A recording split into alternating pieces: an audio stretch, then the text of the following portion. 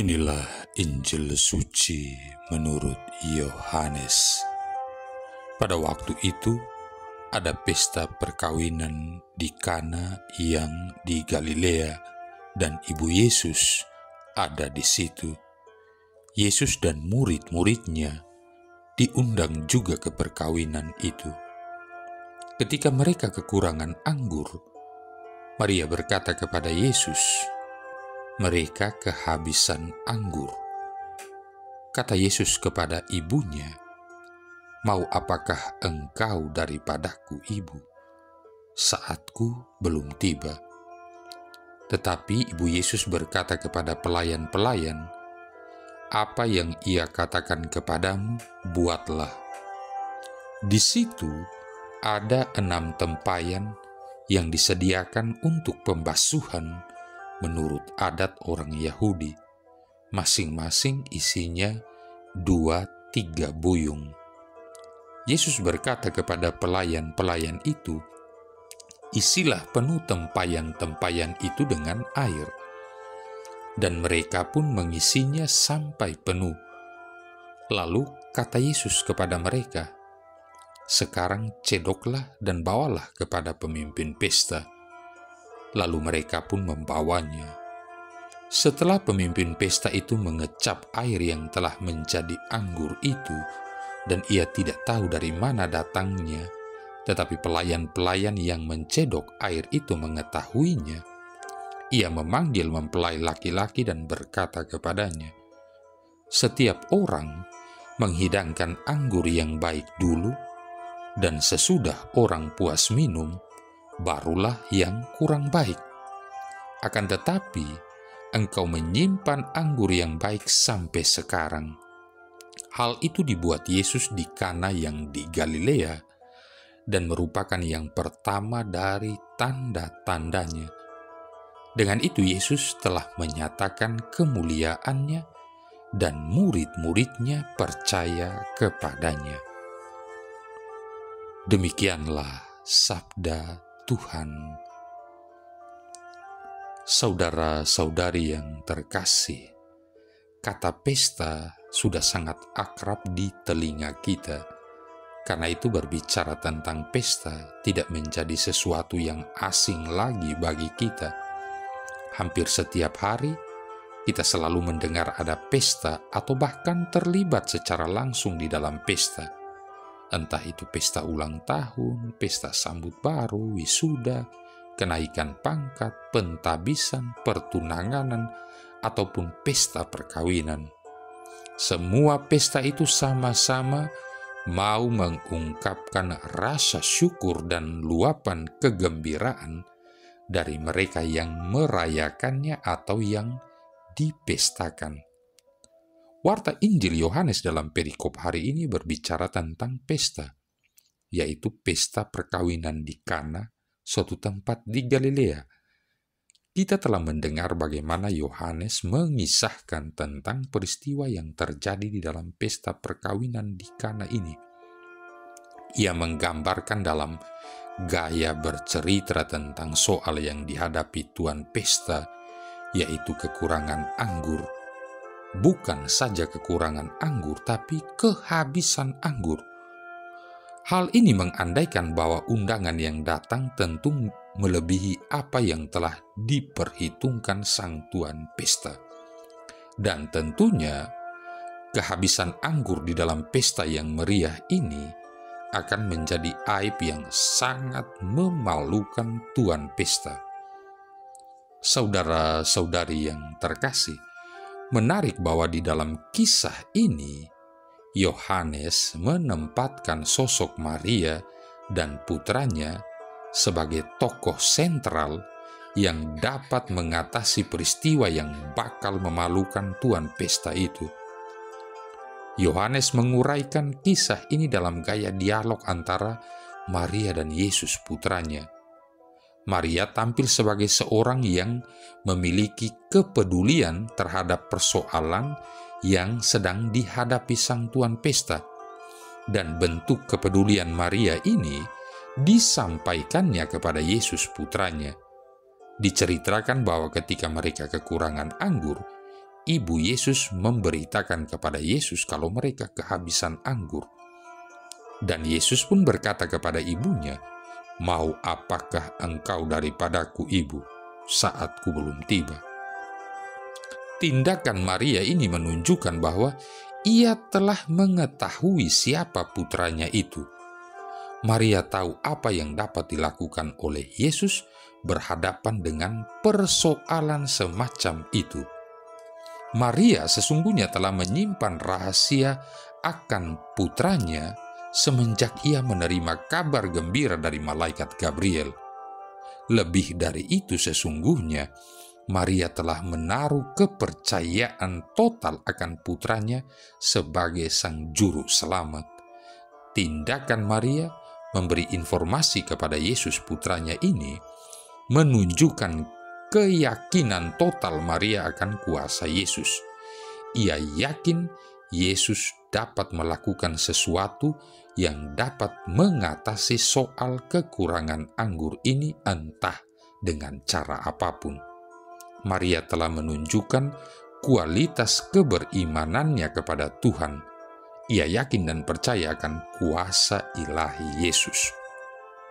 Saudara-saudari yang terkasih, kualitas keberimanan Maria ini selanjutnya ditunjukkan di dalam sikapnya setelah mendapatkan pernyataan yang bernada negatif dari Yesus.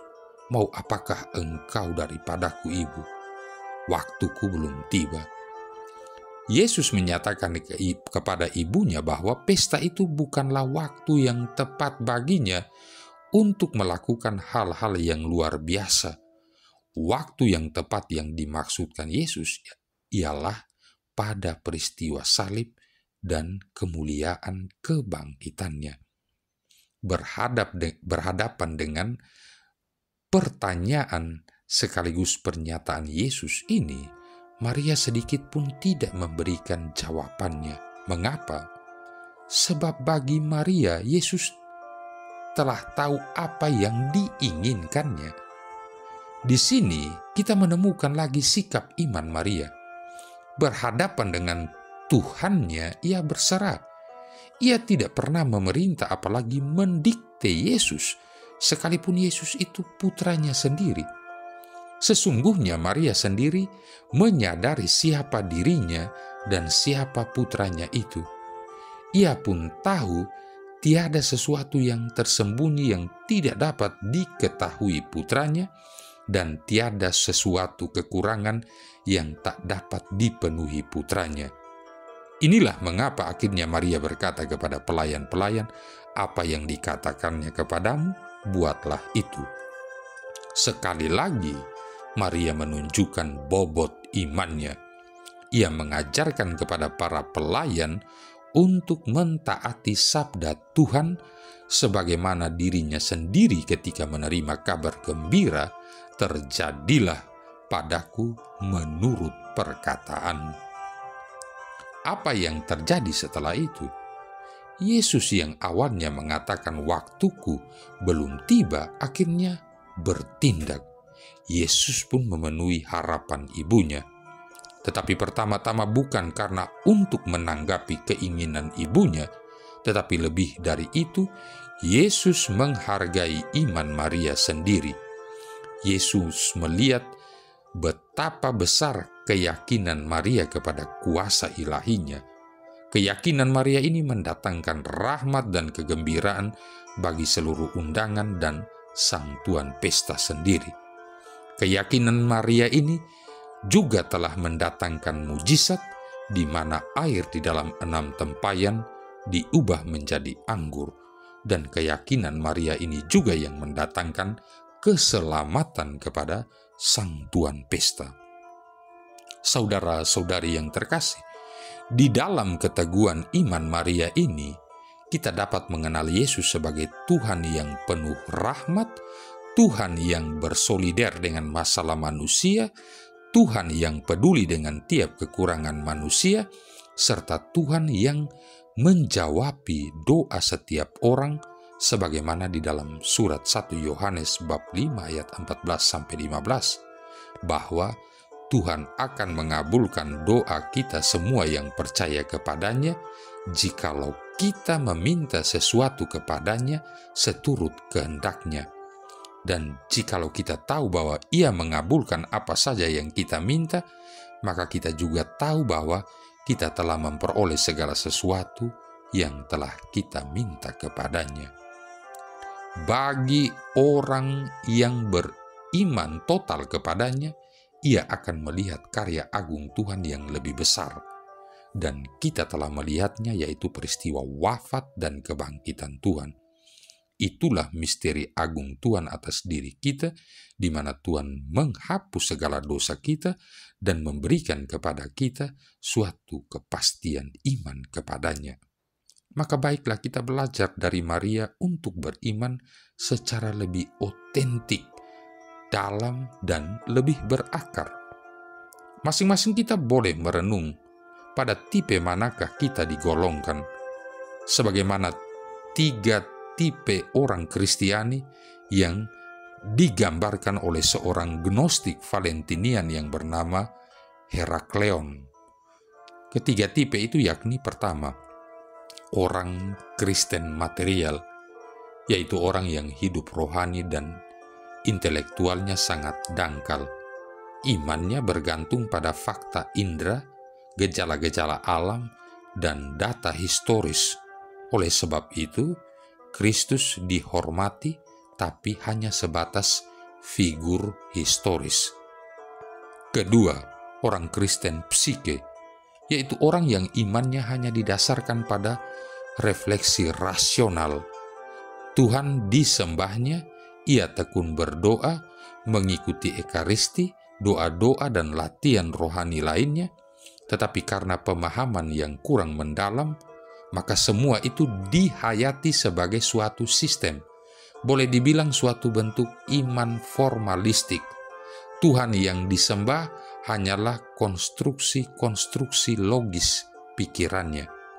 Dengan kata lain, Tuhan sebagai hasil karya pikiran yang disembah. Tipe orang Kristen seperti ini tidak menyembah Allah yang transenden sebagaimana adanya Allah.